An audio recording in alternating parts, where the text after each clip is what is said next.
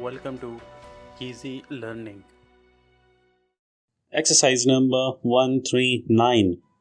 The day of the university boat race is the first outdoor spring holiday, and though the weather may be unsatisfactory, the crowd on the river and tow path is an immense and motley one.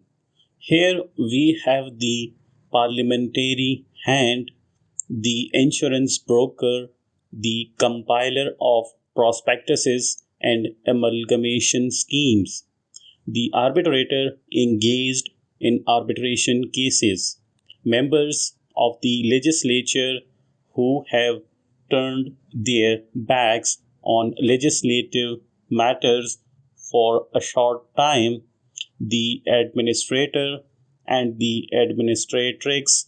There we have ladies in the height of fashion, full of enthusiasm for the success of their favorites.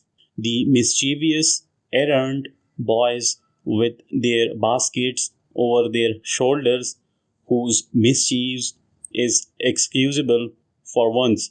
Indeed, all sorts and conditions of influential and uninfluential persons, each of whom has probably decided his or her choice in a most arbitrary manner.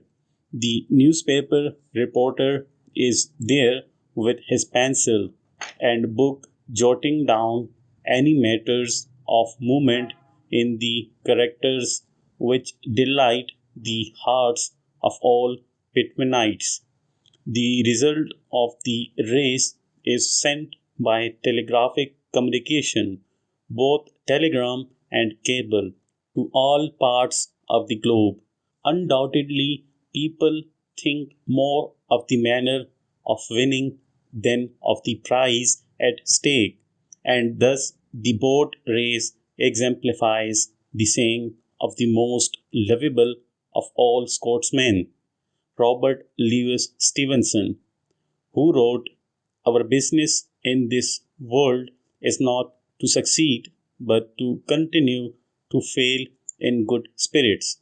Here we have a splendid motto to remember in our everyday life and in our pastimes. Full stop.